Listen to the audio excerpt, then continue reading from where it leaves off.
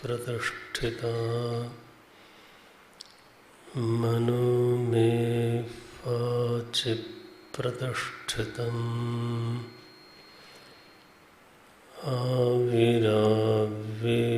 आविराविर्मयेधि वेदस्य मानस्थः श्रुतं मे मा प्रहासीः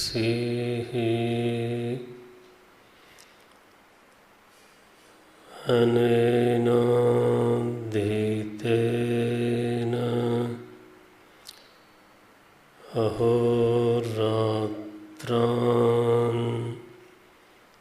सन्दधामि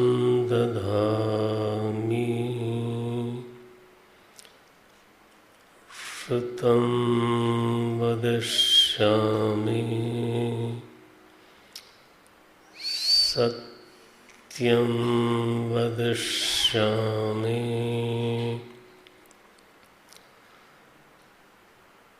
तन्माम्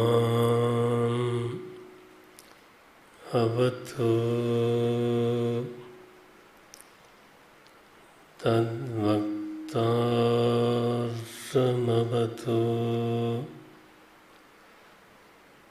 अवतु माम्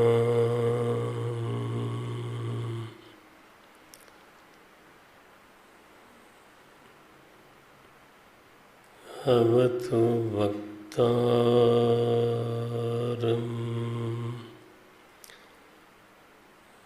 अवतु वक्तारम्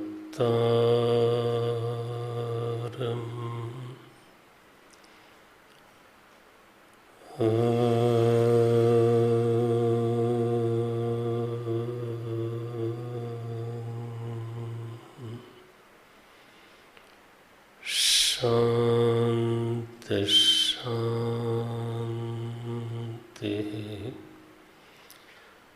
शान्ति।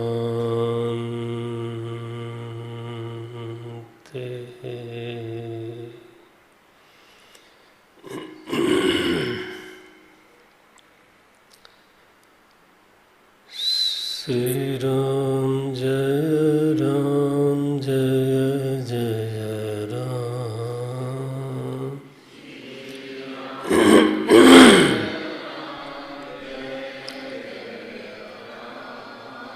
श्री राम जय राम जय जय राम।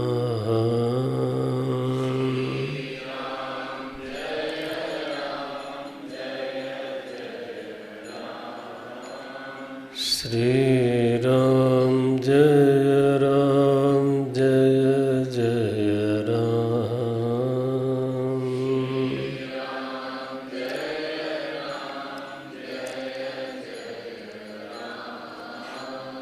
श्री राम जय राम जय जय राम।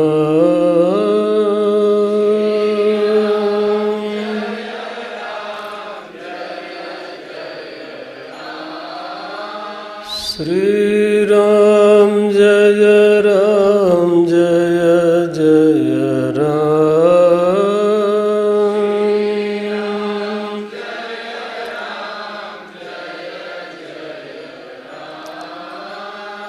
श्री राम जय राम जय जय राम।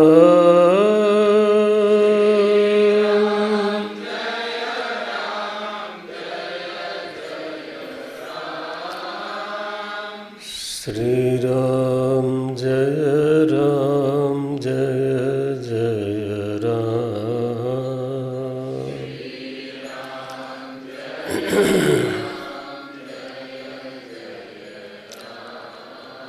श्री राम जय राम जय जय राम।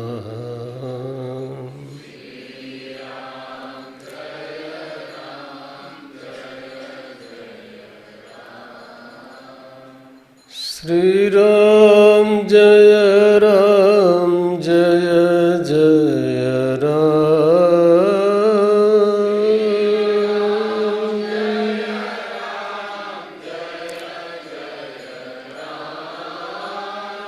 श्री राम जय राम जय जय राम।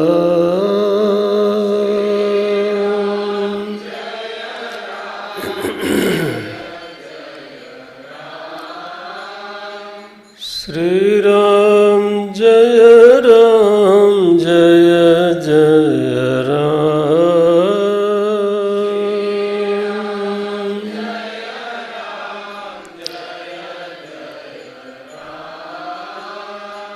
श्री राम जय राम जय जय राम।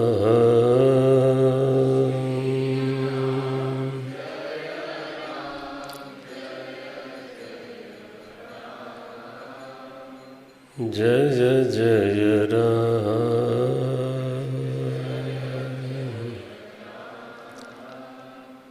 जय सिया राम।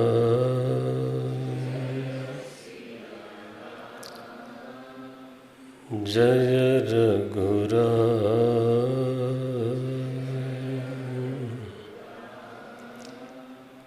जय श्री राम।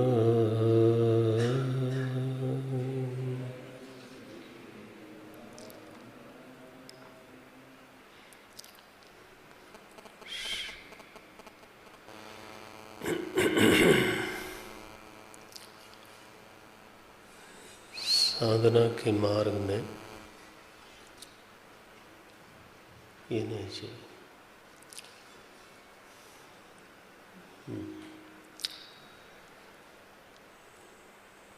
शास्त्रों में ये बात बार बार कही गई,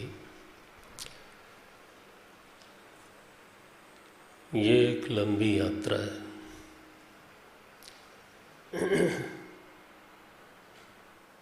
नहीं चाहिए।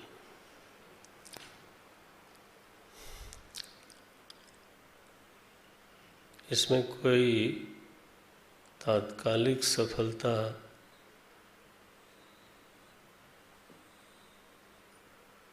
की अपेक्षा रखना या उम्मीद करना, वो कई बार आदमी को निराश करता है, क्योंकि किसी ने ऐसा कह दिया या कहीं हमने सुन लिया कि ऐसे हो जाता है। भगवान ने तो ऐसा नहीं कहा। भगवान ने जब कहा तो बहूनाम जन्मनाम अन्ते ज्ञानवान माम प्रपद्यते, तो उन्होंने ये बात पहले से कह रखी है सारे साधकों को कि इस तरह की एक दुराशा, निराशा नहीं, आशा भी नहीं,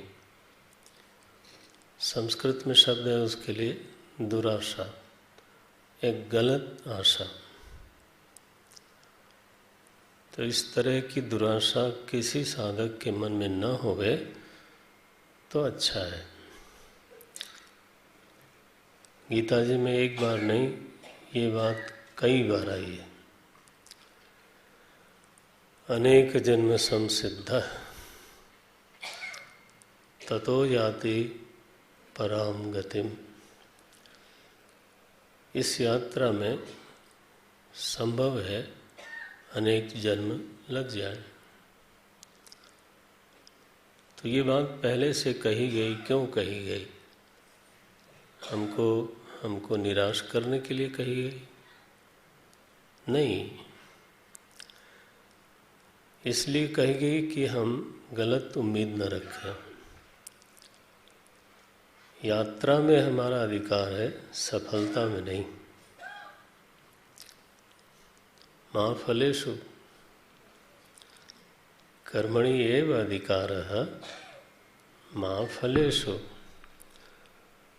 लेकिन अगर हम कदाचित गलत फहमी में ऐसा समझ बैठे कि फले अपि अस्माकम अधिकारः, फल में भी हमारा अधिकार है, तो फिर तो गलती है और उसका सुधार जितना जल्दी हो सके कर लेना चाहिए। यात्रा जरूर करनी है, उसमें हमारा अधिकार है। भगवान ने ही वो अधिकार दिया है, ये नहीं कि हम कोई अधिकार लेके आए हैं। भगवान ने ही ये शब्द बोला है, कर्मणि एव अधिकारः। कर्मणि एव अधिकारः ते। थोड़ा सा इसी भाषा को हम तो बोलेंगे और आप प्रयास करिए कि ये भाषा समझ में आ जाए, क्योंकि इस भाषा के बिना काम तो नहीं चलता, ऐसा मैं मानता हूँ। कर्मणि एव अधिकारस्ते, ते माने तब तुम्हारा अधिकार कर्म में ही है। इस बात को दूसरे ढंग से भी बोलते हैं, तेव अधिकारः न अन्येषां पशूनां जीवानां अधिकारः अस्ति। आप फर्क देखते हो?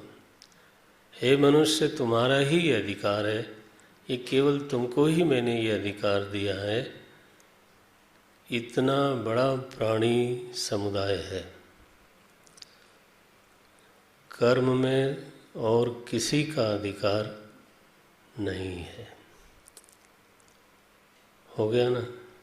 सो यू आर स्पेशल। तुम्हें एक अवसर मिला है और बहुत विशेष अवसर मिला है। वही लाइन है जो हमने बोली, कर्मणि एव अधिकारस्ते, उसको बदल के बोलते हैं ते एव अधिकारः न अन्येषां। किसी और का अधिकार नहीं है। पूरी प्रकृति में जितने भी प्राणी हैं,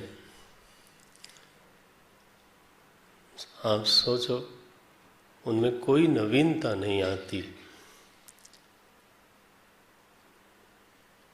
ठीक, मनुष्य चाहे तो अतिशय भोगी हो सकता है, और मनुष्य अगर प्रयास करे तो एक उत्तम श्रेणी का योगी भी हो सकता है। लेकिन कोई और प्राणी ऐसा कर सके, ऐसा होता नहीं। मनुष्य चाहे तो भीष्म पितामह हो सकता है और बहुत विलासी भी हो सकता है। तो कर्मणि एव अधिकारः, ये कोई छोटी बात नहीं है। अनंत प्राणी हैं, हम गिन नहीं सकते।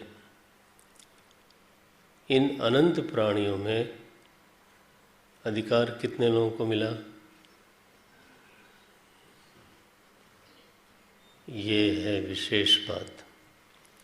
गीता जी को रस लेके पढ़ना है। तेव अधिकारः, तो अधिकार दिया तो कितना दिया? बोले कर्मणि एव, माँ माँ फलेषु फलेषु अधिकारः नास्ति, फल में कोई अधिकार नहीं। हाँ, तो फल तो प्राप्त होता है, फल हम लेते नहीं हैं। ठीक है ना। आप लोगों ने बहुत शुरू में ही पढ़ा होगा, ब्रह्मचारी लोगों ने उपदेश सारम में पढ़ा, कर्तुराज्ञया न तो गृह्यते। बात ध्यान दे, जो बोलना है, जो समझना चाहिए, ये बोलना अच्छा है अगर तुम लोग बोल लेते हो, लेकिन कहीं उसी के साथ बंध के वहीं गांठ न बन जाए, है ना। कई बार गांठ बड़ी जल्दी बनती है। ध्यान रखना, अपने हृदय पे भी ध्यान रखना। कर्तुराज्ञया प्राप्यते फलम न तो गृह्यते। जब हमारे सामने फल आता है तो हमारे पास चुनाव की स्वतंत्रता नहीं होती। We don't choose, we receive। ठीक है ना।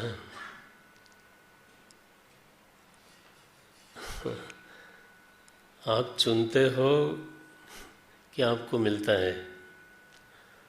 क्या बताएं, इस देह का ही चुनाव हमने नहीं किया। इस देह के जितने संबंधी हैं उनमें से किसी का चुनाव हमने नहीं किया। अपने पुत्र का चुनाव नहीं किया, पुत्री का चुनाव नहीं किया। अब किसका नाम ले। भाई का चुनाव नहीं किया, और तो क्या बोलूं, पिता का चुनाव नहीं किया, माता का चुनाव नहीं किया। इसलिए बेकार में छाती फुलाना एक गलत फहमी के अलावा कुछ नहीं है। हमारी औकात हमको मालूम होनी चाहिए। ठीक है ना।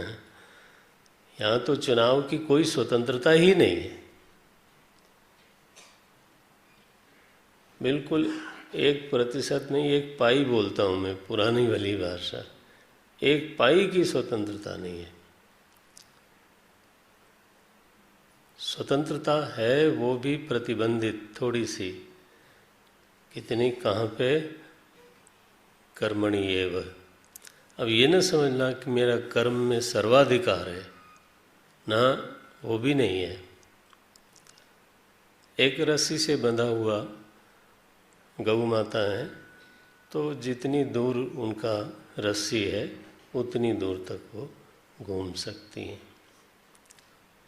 आपको कभी ऐसा लगता है कि मैं जो चाहूँ वो कर सकता हूँ? ये फिर एक दूसरी गलती है। जो चाहूँ कर सकता हूँ, शिव जी ने इसका दृष्टांत दिया। एक बार वो सती जी को समझा रहे थे। ये आप लोगों के जीवन में भी घटा होगा, मैं किसी को बोलता नहीं सीधे। सती जी को समझा रहे थे शिव जी। लागन उरु उपदेश जदपि कहेउ शिव बार बहु। शिव जी ने एक बार नहीं कई बार कहा, लेकिन और किसको कहा? उनकी धर्म सहचरी सती जी, उनको वो समझा रहे थे। तो उस दिन उन्होंने दुनिया को समझा दिया कि इस भ्रम में कोई न रहे कि हमारे समझाने से लोग, कम से कम आचार्य को तो बिल्कुल ही नहीं रहना चाहिए। मेरे ख्याल से वो समझ ही गया होगा।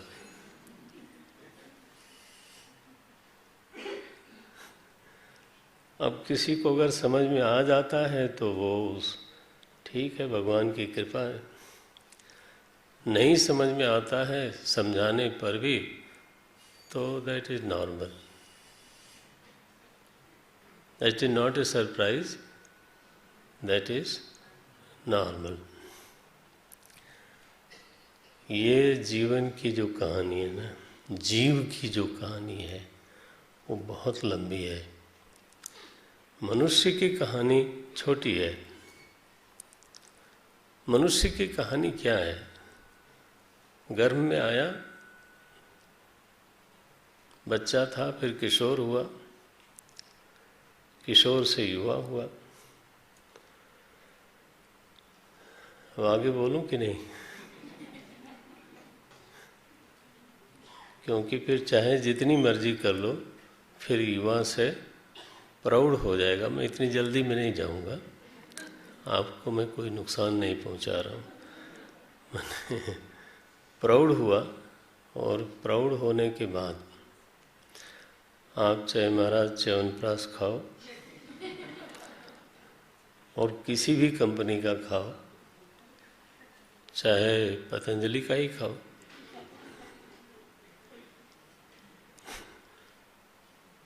तो चाहे जो मर्जी करो, लेकिन प्रौढ़ होने के बाद अपक्षीयते, अगला पड़ाव क्या है? अपक्षीयते। और फिर उसके अगला नहीं यार, शाम को शुभ शुभ बोलो। अपक्षीयते तक ठीक है, ठीक है। तो मनुष्य की कहानी इतनी ही है, लेकिन जीव की नहीं, ये ध्यान में रहे। इतना भी अगर हम लोग कुछ समझ पाए, प्रभु कृपा करें, कि जीव की कहानी अलग होती है और मनुष्य की कहानी अलग होती है। मनुष्य की यात्रा क्या है? छोटी सी यात्रा है, और उसमें भी उसका पैटर्न एक ही है। कोई मनुष्य कुछ नया नहीं कर पाता। बच्चा होगा, किशोर होगा, युवा होगा, कोई नया कर सकता है? प्रौढ़ होगा, फिर युवा होगा, अरे वाह, कभी नहीं होगा। फिर प्रौढ़ होगा, फिर बूढ़ा होगा। एक ही रास्ते पे चलते हैं सभी लोग। एक सिंहासन चढ़ी चले, राजा, रंक, फकीर, तीनों, रंक भी, राजा भी, और कोई साधु है तो ये न समझे कि मैं बूढ़ा नहीं होऊंगा। हाँ, कुछ दिनों तक बाल रंगवा सकता है, लेकिन हो नहीं सकता। तो देह की यात्रा का रास्ता भी तय है, उसमें हम और आप कुछ नया नहीं कर सकते। अगर कुछ नया करने का अधिकार होता है तो वो है जीव की यात्रा। और अगर लगातार वो एक साधक के रूप में जीवन बिताता रहा लगातार, तब फिर अनेक जन्म संसिद्धः सिद्धो भवति। ठीक है ना? वो ये नहीं कि कभी कभी साधक बन गए, ऐसा नहीं। लगातार अगर साधक का जीवन बनता चला गया प्रभु की कृपा से, तब फिर अनेक जन्म संसिद्धः ततो याति पराम गतिम बहूनां जन्मनां अन्ते ज्ञानवान माम प्रपद्यते। मेरी यात्रा ऐसी है। अपनी तरफ ध्यान देना है। मेरी यात्रा ऐसी है। मेरी यात्रा एक कैरियर तक सीमित नहीं है। हम तो कई बार यही नहीं समझ पाते कि देह की यात्रा पूरी हो रही है कि जीव की। उस पर ही बहुत ध्यान नहीं जाता है। और जीव की यात्रा अगर सच में समझ में आ जाए तब भी बहुत बार आदमी लड़खड़ाता है, बहुत बार लड़खड़ाता है, गिरता है, गलतियां करता है। इस बात का उल्लेख कर रहे हैं कानपुर सुंदी जी। क्या कहा था उन्होंने? प्रथम जन्म के चरित अब कहूँ सुनहु बिहगेश, सुनि प्रभु पद रति उपजई, जाते मिटई कलेश। तो प्रथम जन्म तो हो गया उनका। अब प्रथम जन्म में अंतराय कितने आए? अंतराय माने विघ्न, हाँ, फिसलन, स्खलन, वो कितने आए? खुद अपने मुंह से बोलते हैं। ये 96 दोहे के बाद की 1-2 पंक्तियां हैं, वो ज़रूर पढ़नी चाहिए, नहीं तो जीव की कहानी भी ठीक से नहीं पढ़ सकेंगे। जीव की, हाँ, क्या बोलते हैं?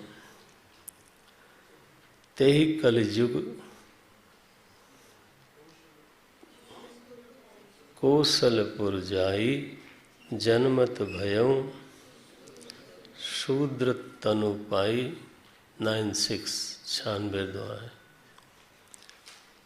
तो एक शूद्र परिवार में मेरा जन्म हुआ। तो ये पुरानी भाषा है, माने हमारी बहुत कमाई अच्छी नहीं रही होगी, तो हमें हमारा जो आरंभ हुआ वो वहाँ से हुआ। जन्मत भयऊ शूद्र तनु पाई, लेकिन उसमें पॉजिटिव क्या आया? कहाँ जन्म हुआ? बोले अयोध्या में। तो दोनों साथ एक साथ 2 बातें हो रही हैं। शरीर हमको ऐसा मिल रहा है, ऐसे परिवार में मिल रहा है, तो बस यही सच नहीं है, आगे पहले यही बोल चुके, कौशलपुर जाई, तेहि कलयुग कौशलपुर जाई, जनमत भयऊ शूद्र तनु पाई। ऐसे ही यात्रा होती है। अच्छा, तो अयोध्या निवासी बना मैं, बस इसीलिए मैं कह रहा हूँ कि इस शरीर से फिर एज ए साधक मैंने शुरू किया। तो क्या किया? शिव सेवक। अब देखो, इतना है उनके जीवन में, भगवान शंकर की सेवा करते हैं। ये तो ऐसा शुभ योग है कि श्रावण मास चल रहा है ना? आज द्वितीया है या तृतीया है, तो मैं कह नहीं सकता, तो जहाँ मेरा अधिकार है वो करवा लें भगवान, बस इतना काफ़ी है। लेकिन श्रावण मास चल रहा है और ये तो शिव जी का महीना है। विधिवत प्रेम से 1-2 घंटे की पूजा हो जाए तो बढ़िया है। हाँ, और भगवान की कृपा है, अम्मा का इतना सहयोग है कि वो बिल्वपत्र भी ले ही आती हैं। यहाँ जल्दी बिल्वपत्र मिलता नहीं, लेकिन आ जाता है हमारे पास। तो नारायण शिव सेवक, इतनी सी बात शुरू हुई। शिव सेवक में कैसी सेवा थी मेरे मन में? मन क्रम बानी, मनसा वाचा कर्मणा, मैं भगवान शंकर का सेवक था। हमारा हृदय वहीं जा कर के तो प्रणिपात करता था, बिना आयास के, बिना परिश्रम के उनके सामने जाके तो लेट जाना, वहाँ तो झुकता था। वो स्वामी ने लिखा, न तो हम सदा सर्वदा शंभुतुभ्यम, हे प्रभु अहम नतः प्रणतः हम नतः सदा, कभी कभी नहीं, हे शंभु तो निरंतर ही मैं आपकी शरण में हूँ, नमन करता हूँ। तो इतना अंश काकभूषुंडी जी में आ गया था। शिव से एक तो अयोध्या में रहते थे, वो प्लस था। फिर दूसरा बोलते हैं शिव सेवक मन क्रम वाणी मनसा वाचा कर्मणा मैं भगवान शंकर का सेवक था। वहाँ मेरा मन लगता था, वहाँ शरणागति होती थी। लेकिन अब दोष क्या है? देखो देखो, साधक जब अपनी बात करता है तो पूरी निर्मलता से सच्ची सच्ची बात बता देता है। क्या कह रहे हैं? शिव सेवक मन क्रम अरु बानी। अब नेगेटिव शुरू हुआ। आन देव निंदक।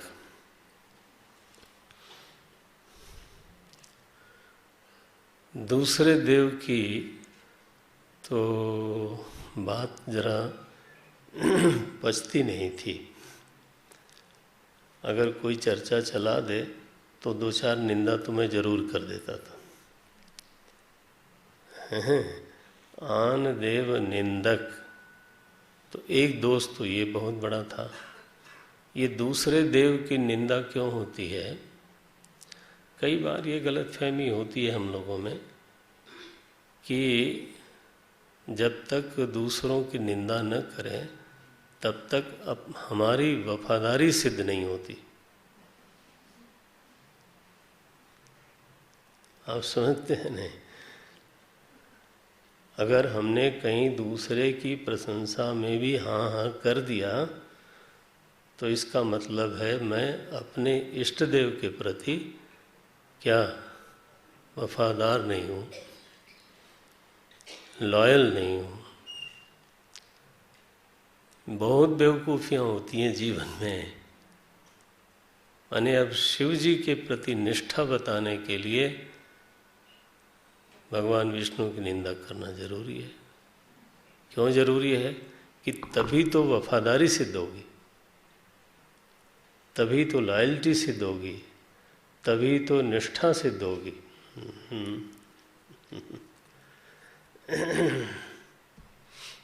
कोई कोई तो ऐसे होते हैं महाराज, वृंदावन के भक्तों की बात कही जाती है, वो कहते हैं कि वो कृष्ण के अलावा किसी का नाम ही नहीं लेते, है ना। महाराज जी बोलते थे कि कोई गोसाई था तो उसने कहा कि आप कौन हो? बोले मैं अनन्य हूँ, अनन्य हूँ। तो दूसरे ने पूछा कि तुम कौन हो? तो बोले मैं फनन्य हूँ। बोले फनन्य क्या होता है? बोले अनन्य क्या होता है? बोले जो कृष्ण भगवान के अलावा किसी की भक्ति न करे वो अनन्य है। तो पूछा उसे फनन्य क्या होता है? बोले जो कृष्ण के नाम के अलावा दूसरे का नाम नहीं जानता है उसका नाम होता है। इसको बोलते हैं लॉयल्टी, भक्ति नहीं बोलते इसको। और वो लॉयल्टी भी इसलिए नहीं कि सच में आप लॉयल हो, शायद लॉयल्टी इसलिए कि लॉयल्टी साबित करनी है, दूसरे को पता लगे। ठीक है ना। ये हालत थी किसकी? काकभूषुंडी जी की। एक तरफ भक्ति है, दूसरी तरफ निंदा है। एक ही अंतःकरण में दोनों चीजें पल रही हैं। आन देव निंदक, शिव सेवक मन क्रम अरु बानी, आन देव निंदक निंदा इसलिए कि वफादारी साबित करनी है। निंदा इसलिए नहीं कि सामने वाला निंदनीय है। वैसे तो साधु को किसी की निंदा नहीं करनी चाहिए। कबीरदास जी ने तो कहा, निंदक नियरे। हाँ, ये कोई ये भी एक गलत फहमी है कि इसको भी लोग गुण समझ लेते हैं। निंदित की भी निंदा नहीं करना, ये साधु का धर्म है। लेकिन यहाँ तो कोई व्यक्ति निंदित हो चाहे ना हो, लेकिन मैं वफादार हूँ ये सिद्ध होना चाहिए। और वो सिद्ध होगा हमारे आसपास जो भी लोग हैं उनके दिमाग में। वो तब तक सिद्ध नहीं होता जब तक मैं 10 बात है ना दूसरों के लिए न कह दूं। ये बड़ा दोष है। आप जिसकी भक्ति करना चाहते हो करो, लेकिन दूसरे की निंदा करके क्या। तो शिव सेवक में शिव सेवक मन अनुक्रम बानी, आन देव निंदक। अब अगला सद्गुण आ रहा है, आन देव निंदक। हाँ, वो क्यों छूट जाएगा, वो तो असली है। एक तरफ शिव जी की भक्ति हो रही है और दूसरी तरफ अभिमानी, अहम अस्मि, मैं भी हूँ और बहुत कुछ हूँ, तोप हूँ। नारायण। आत्मानम बहुमन्यमाना, जो मैं नहीं भी हूँ वैसा मानता हूँ गलतफहमी से, समझदारी से नहीं, गलतफहमी से। समझदारी से मानता तो विनम्रता आ गई होती, ठीक है। गलतफहमी से मेरी कोई औकात ही नहीं है, लेकिन गलतफहमी यह है कि मैं तो पता नहीं क्या हूँ। तो ये दूसरा आया। पहला आया निंदक, अब दूसरा आया अभिमानी। अभी तो गिनती चालू है। कागू सुंडी जी अपने बारे में बोलते हैं, हमें अपना अपना खुद देख लेना चाहिए। वो अपना देखना है। अब आगे देखो क्या बोलते हैं। धन मद मत महादेव। श्रीमान जी का हाल क्या था? धन मद मत। धन वैसे ही कहते हैं, उसमें कुछ चीज़ें इनबिल्ट होती हैं तो थोड़ा आदमी मतवाला ज़रूर हो जाता है। धन मद मत, 3 तो हो गए, अब चौथा है। आदमी जब मतवाला हो ना तो बकबक बहुत करता है। क्या बोल रहे हैं? धन मद मत परम बाचाला। बहुत वाचाल था, बहुत बोलता था। और आप जानते हैं कि जिसको बहुत बोलना है वो झूठ जरूर बोलता है। सच बात कितना बोलोगे? सच बात तो थोड़ी सी होती है। बहुत बोलना हो तो इतना नमक मिर्च और पता नहीं कितने मसाले डालने पड़ेंगे। उसमें सब्जी होगी नहीं, कह लो।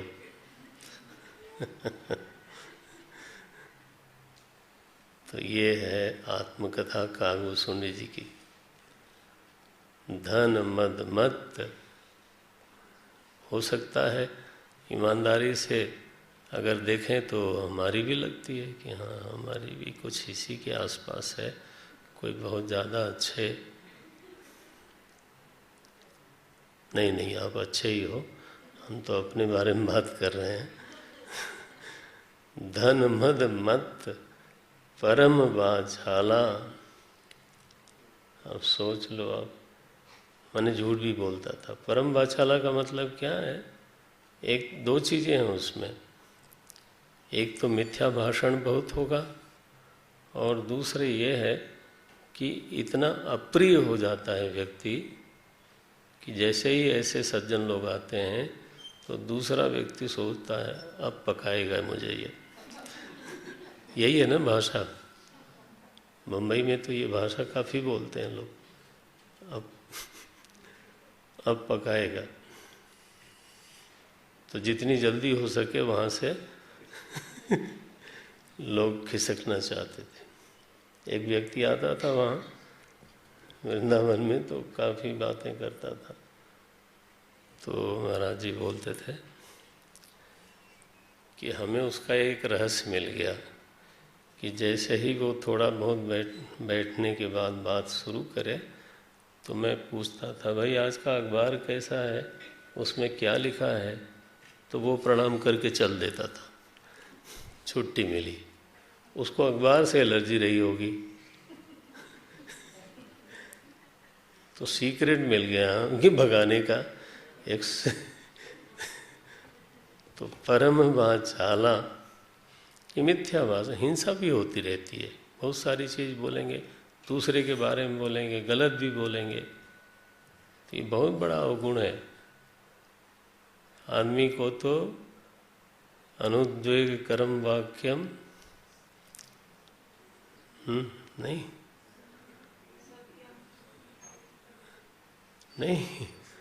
अनुद्वेग कर्म वाक्यम सत्यम प्रियम हितम च यत्। या तो मितभाषी होना चाहिए, तो झूठ बोलने का अवसर कम हो जाता है। ठीक है। तो क्या बोलते हैं, धन मद मत परम वाचाला, और गुस्सा बहुत था मेरे जीवन में, उग्र बुद्धि, एकदम से फ्लेयर अप, उग्र बुद्धि, और दंभ विशाला, और जीवन में दंभ भी बहुत था, दिखावा बहुत था। मैं सोचता हूँ कि काकभूषुंडी जी कितनी निर्मलता से, कितनी ईमानदारी से सारी बात बता गए। धन मद मत परम वाचाला, उग्र बुद्धि उर दंभ विशाला, जदपि रहूं रघुपति राजधानी। हालांकि अयोध्या का निवासी था मैं, लेकिन वहाँ की महिमा को मैं बिल्कुल नहीं जानता था। तो साकेत धाम में रह कर के भी, अयोध्या धाम में रह कर के भी वहाँ की महिमा के बारे में हमें कोई ज्ञान नहीं था। अब काकभूषुंडी जी कहते हैं, अकाल पड़ा तो मैं उज्जैन गया। अब हम आगे चलते हैं कथा में। हाँ, ये 104 दोहे के बाद की पंक्ति कल हम लोगों ने पढ़ा था। वहाँ से गयं उज्जैनी, कहाँ गया? बोले उज्जैन गया। गयं उज्जैनी, आपके पास ग्रंथ हो तो नज़र रखिएगा, आपको लाभ ज़्यादा होगा।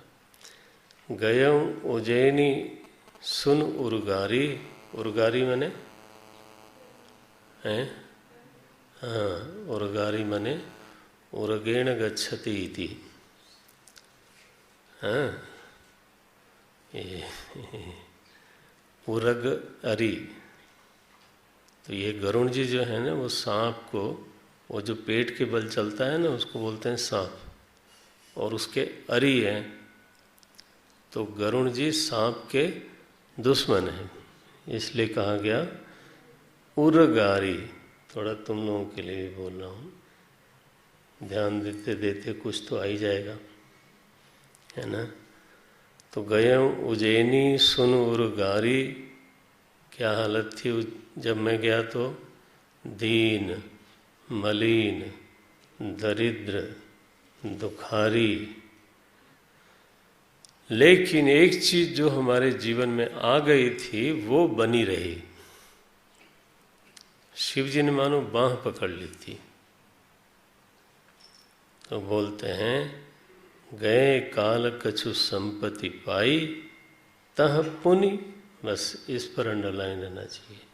इसका मतलब ये है कि जीवन में जो थोड़ा बहुत भी अगर साधन पकड़ में आ गया, तो और साधन न भी आए तो लेकिन जो पकड़ा हुआ है वो न छूट जाए। तह पुनि करऊं शंभु सेवकाई। वहां भी कर रहे थे, अयोध्या में भी शिव सेवक मन क्रम हरु वाणी, उसको पकड़ा हुआ था। और फिर जब उज्जैन में आ गए तब भी तह पुनि करऊं शंभु सेवकाई। अवगुण उतने ही थे, दंभ विशाला, परम बाचाला, धन मद मत, आन देव निंदक, अभिमानी, अवगुण सारे बने हुए थे। तो अवगुण हैं तो रहें, वो जब दूर होंगे तब होंगे, लेकिन जो कुछ हमारे जीवन में जो कुछ भी थोड़ा अच्छा आ गया है, भक्ति है, तो वो नहीं छूटनी चाहिए। भक्ति में तो ये है ना कि हमारी ओर से तो थोड़ी प्रार्थना है, दीनता है, और प्रभु एक बार देख लें कि ये मेरा भक्ति करता है, तो उनका अनुग्रह हो जाता है। अनुग्रह समझते हैं ना आप? पता नहीं समझते हैं कि नहीं, क्योंकि ये भाषा तो थोड़ी सी ऐसी है, कई लोगों को इसका अभ्यास नहीं है, और उनकी दुनिया हो जाने। अनुग्रह माने होता, ग्रह माने गृह्णाति, ग्रह माने गृह्णाति, पकड़ लेना। ये शब्द बहुत प्यारा है, आप भी गृह्णाति कर ही लो। गृह्णाति, साधक गृह्णाति, पहले साधक पकड़ता है। अयोध्या में शिव सेवक में मन क्रम बानी, शिव सेवक मन क्रम अरुबानी, वो पकड़ा हुआ था। और उज्जैन में भी पकड़े रखा, इसको बोलते हैं ग्रह। तो एक बार ये ग्रहण हो गया तो फिर शिव जी क्या करते हैं? शिव जी क्या करेंगे? अनुग्रह। ये फिर उनका ध्यान जाता है कि अरे ये बालक जो है सेवा कर रहा है, पत्रम पुष्पम चाहे जो करता है लेकिन कर रहा है। बस ये है उनकी अमोघ कृपा, अकारण करुणा वरुणालय। तो उन्होंने ये बस हो गया, एक बार अनुग्रह हो गया तो हो गया। तो काकभूषुंडी जी की ओर दृष्टि चली गई। तो पहला सबसे बड़ा प्रसाद काकभूषुंडी जी के जीवन में क्या आया? एक गुरु आया। गुरु खोजा कि गुरु आया?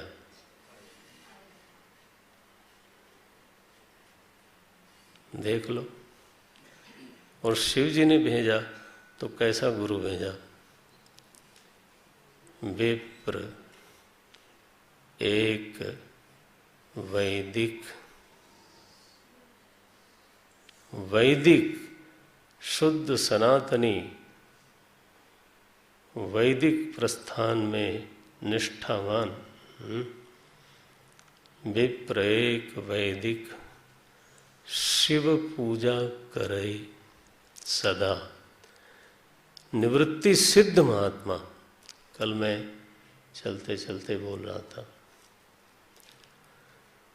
ये विषय भी बहुत कठिन है, गंभीर है, और मैं ये उम्मीद नहीं करता कि हम सभी लोगों को इतनी आसानी से ये समझ में आते हैं। अपने अपने ढंग से समझे हुए लोग हैं। संतों के बीच में बैठने से समझ में आया, और प्रस्थान का अध्ययन करते समय समझ में आया। ध्यान रहे, प्रवृत्ति हमारा कर्तव्य हो सकता है, प्रवृत्ति में हमारा अधिकार हो सकता है, निवृत्ति हमारा कर्तव्य नहीं है।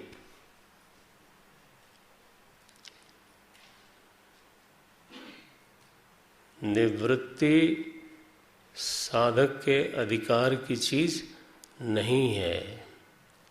मनु महाराज ने लिखा, एक बहुत प्यारा एक वाक्य लिखा मनुस्मृति में, निवृत्तिस्तु महाफला। निवृत्ति क्या है? बोले महाफल है, क्योंकि निवृत्ति सिद्ध होती नहीं, ज़्यादा सिद्ध होती है प्रवृत्ति। आपका ध्यान जाए तो अच्छा ही है। जब हम बहुत जोश से, जोशो खरोश से काम करते हैं तो काम से क्या बढ़ता है? काम से काम बढ़ता है। यही तो। बोले बहुत मेहनती आदमी हैं, बहुत काम करते हैं, बहुत लगन से काम करते हैं, कहाँ थे और आज कहाँ पहुँचे? तो काम से क्या हुआ? काम से काम बढ़ा। गति से गति का विस्तार होता है, ये नियम है। फिर से बोल देता हूँ, गति से गति का विस्तार होता है।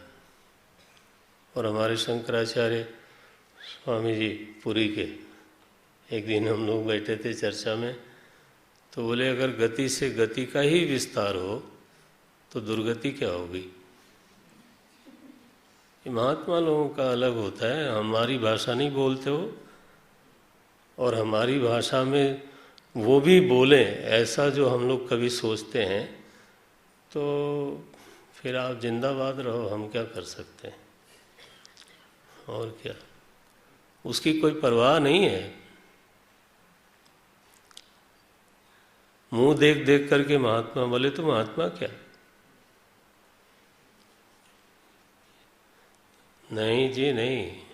तो क्या मुंह से निकला उनके कि अगर यही गति से अगर गति का ही विस्तार है तो दुर्गति किसको बोलते हैं?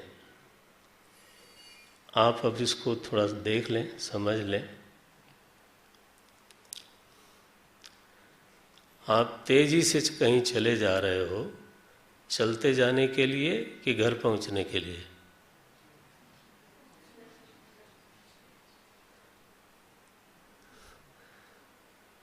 गति की सदगति ये है कि घर पहुंच जाएं, और घर पहुंचने के बाद भी आप चलते रहोगे।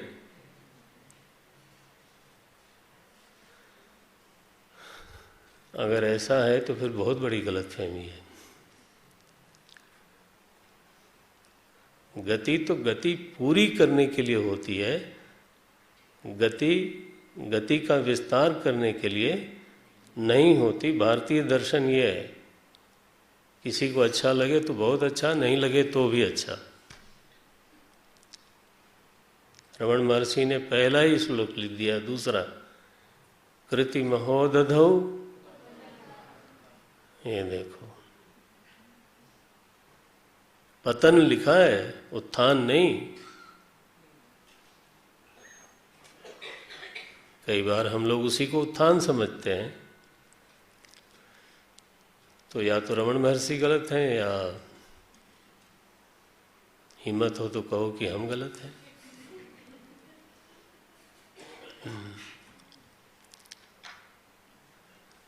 ये है। तो गति ऐसी हो जो गति निवृत्ति में फलित हो जाए, तब तो वो सद्गति है। लेकिन गति से गति का ही विस्तार हो तो दुर्गति है।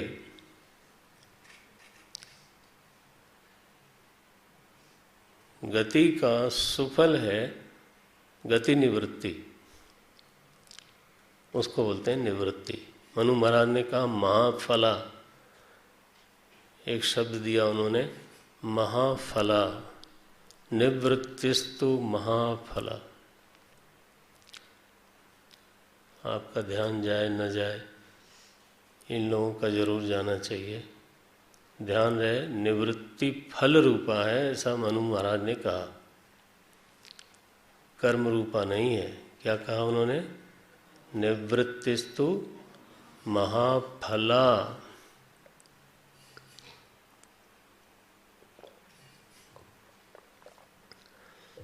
महाफला का मतलब है महाफलेषु कदाचन अधिकारः। निवृत्ति अगर फल रूपा है तो वह हमारे अधिकार का नहीं है। वो तो ये है कि अगर प्रवृत्ति शुद्ध होती रहे, शुद्ध प्रवृत्ति होवे, तो वह धीरे धीरे धीरे धीरे पक करके निवृत्ति की ओर ले जाती है। और कोई महापुरुष है, बहुत बड़ा संत है, तो फिर उसके जीवन में निवृत्ति सिद्ध होती है। एक है कि प्रवृत्ति अगर ठीक हो रही है तो निवृत्ति की ओर आदमी बढ़ने लगता है। उसका अधिकार हो जाता है कि वो निवृत्ति को ही एंजॉय करे, निवृत्ति में ही उसको रस आवे। एक पंक्ति है मानस में, बच्चे लोग जानते होंगे। छठी भक्ति है ये, नवदा भक्ति में रामचरितमानस के पहली नहीं छठी है। छठ दमशील बिरति बहु कर्मा, ऊंची हो गई फिर। छठ दमशील बिरति बहु कर्मा, निरत निरंतर सज्जन धर्मा। तो जब निवृत्ति इस भूमि में पहुंच जाए तब तो कोई बात है। ये जो हैं वैदिक विप्रदेव, उनका लक्षण क्या बताया? विप्र एक वैदिक। अब देखो, अगर दुनिया का लोभ उनके जीवन में होता, एम्बिशन होता, कामनाएं होती, तो आदमी जो है कोई कहीं खींच रहा है, कोई कहीं खींच रहा है, कोई, ये मन जो है ना उसके साथ खींचा खांची चलती रहती है।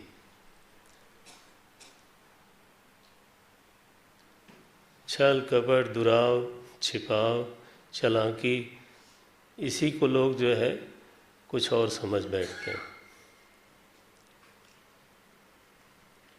मन में जब निष्कामता पकने लग जाए तब फिर ये निवृत्ति सिद्ध हो सकती है, अन्यथा नहीं।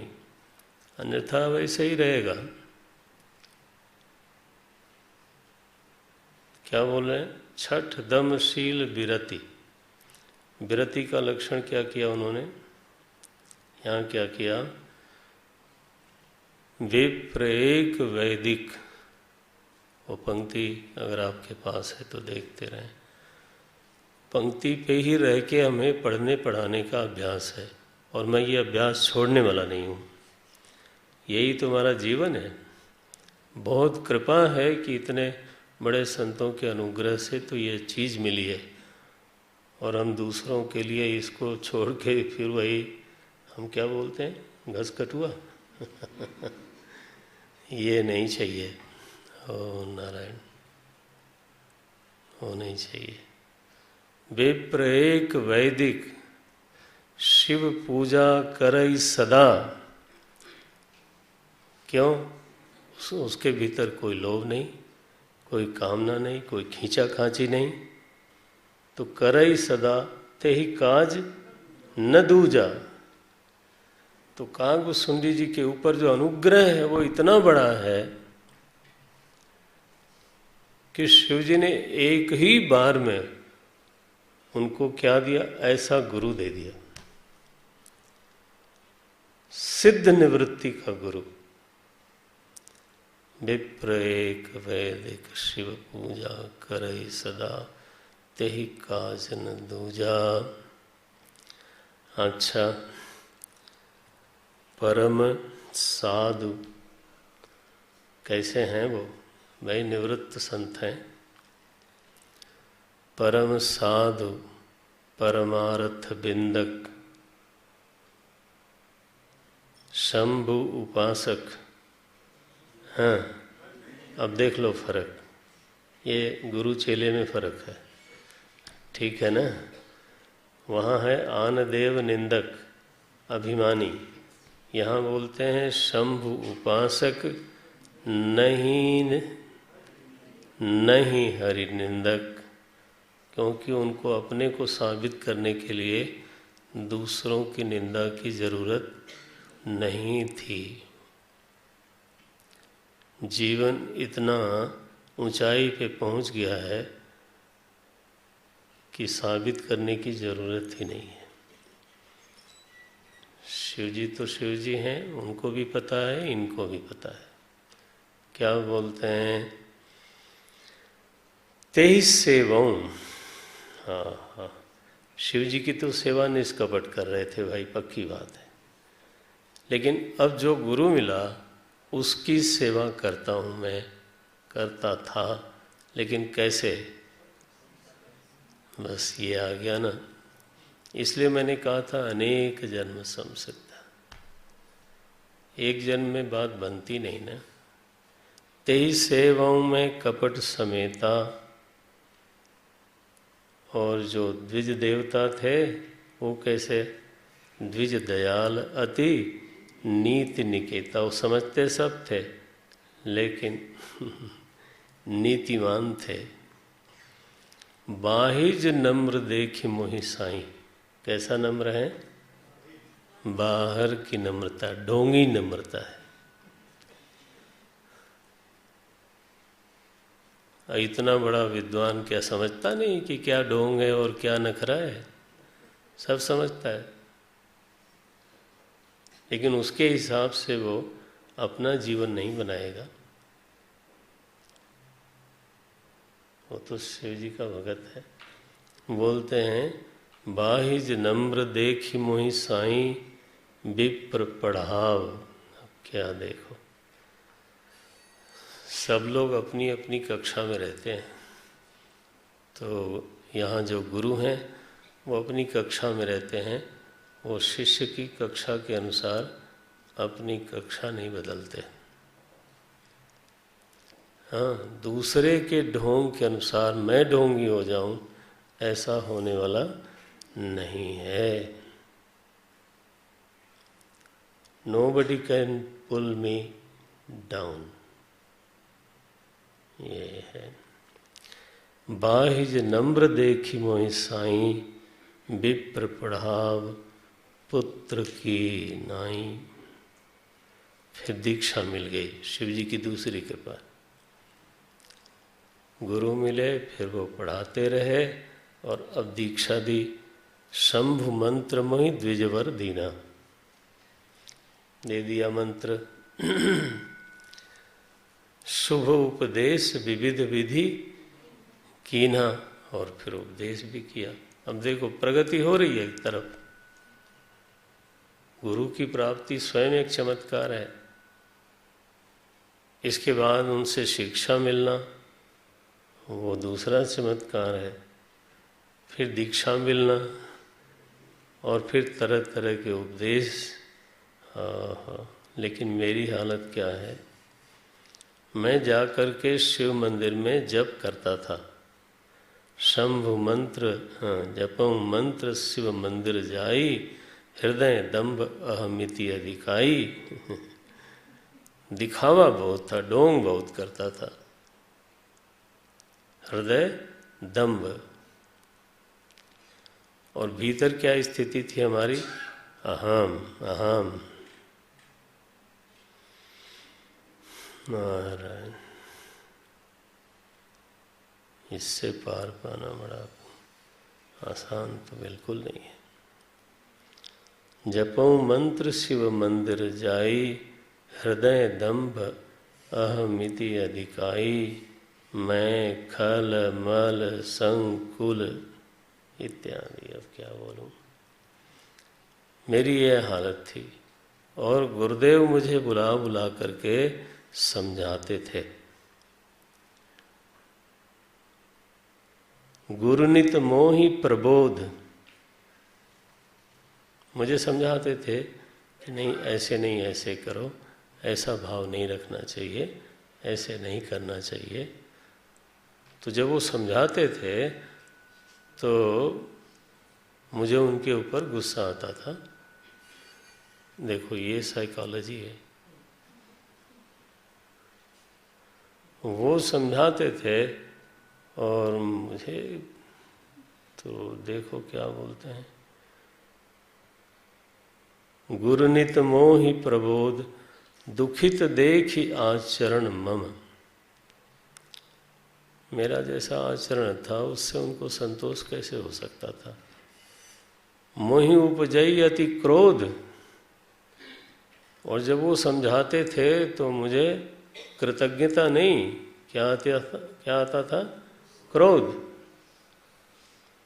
मोहि उपजई अति क्रोध, क्यों? क्योंकि जिसको ढोंग करना है, दिखावा करना है, उसको अच्छी बात समझ में नहीं आती। दम्भिन नीति की भावई, जिसके भीतर दम्भ भरा है उसको कोई नीति की बात कैसे अच्छे लगेगी। अब घटना घटी। एक बार ऐसा हुआ कि मैं मंदिर में जप कर रहा था और उस समय गुरुदेव आ गए मंदिर में, और मैंने दिखावा किया। दिखावा करने की आदत थी। मैंने दिखावा किया कि मेरी समाधि लगी हुई है, मैं जप में मग्न हूँ। और गुरुदेव ने देखा, मुझे कुछ बोले नहीं। मंदिर में उन्होंने दर्शन किया और फिर जब निकलने लगे तो यह जो अपराध है, गुरु के प्रति जो है अपराध है, शिव नहीं, शिव जी सहन नहीं कर पाए।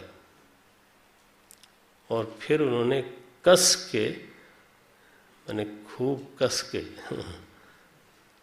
10,000 जन्म पीड़ित योनि में पड़े रहोगे, इस तरह का महाराज श्राप दे दिया। अयुत जन्म भरी पावही पीरा, इतना बड़ा श्राप दिया।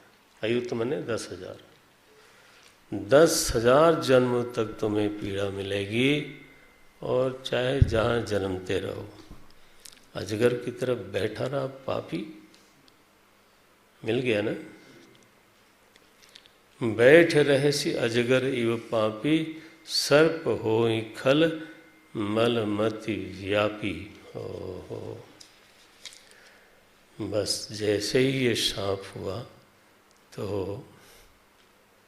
वो गुरुदेव ने तो फिर हाहाकार कीन गुरु, अपराध गुरु का ही किया था और गुरु ही अब बचाने आ रहे हैं। हाहाकार कीन गुरु, दारुण सुन शिव शाप, कंपित मोहि विलोकियति, उर उपजा परिताप। फिर शिव जी को दंडवत प्रणाम किया। करि दंडवत सप्रेम द्विज, शिव सन्मुख कर जोरी। भगवान शंकर की ओर हाथ जोड़ करके तो विनय करत, मेरी तो कोई औकात नहीं थी। गुरुदेव, वही गुरुदेव जिनके ऊपर मैं गुस्सा करता था, जिनसे द्रोह कर रहा था, वही अब विनय करत गदगद स्वर समुझी घोर गति मोरी। क्या मेरी गति होने वाली है उसको सोच करके विह्वल हो गए, और उन्होंने शिव जी से प्रार्थना की। 8 श्लोक हैं, कल पढ़ेंगे उसको हम लोग। असल में इस प्रसंग के चुनाव का बीज यही है। हम जब गुरुजी के साथ आ रहे थे एयरपोर्ट से, तो आपस में हम लोग बात कर रहे थे, तो एक वाक्य बोला उन्होंने, याद है? एक श्लोक बोला उन्होंने, अब यहाँ नहीं बोलता, बोलना होगा तो कल बोल देंगे। तो बोले वो वहाँ लिखा है कि अगर भगवान नाराज हो जाए तो गुरु बचा लेता है,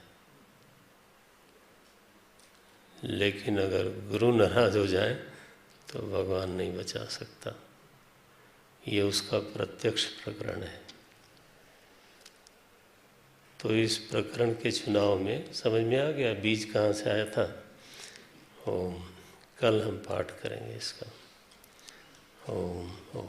बहुत प्रसिद्ध स्तुति है, नमामि शमीशान निर्वाण। ओम।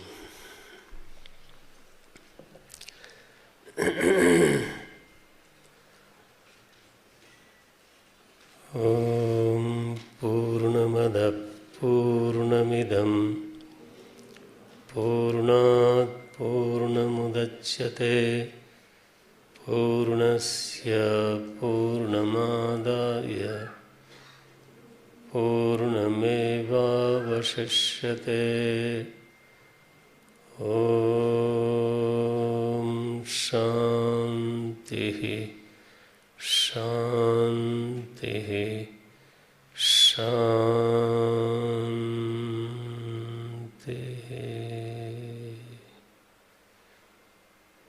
हरि ओम श्री गुरुभ्यो नमः। हरि ओम।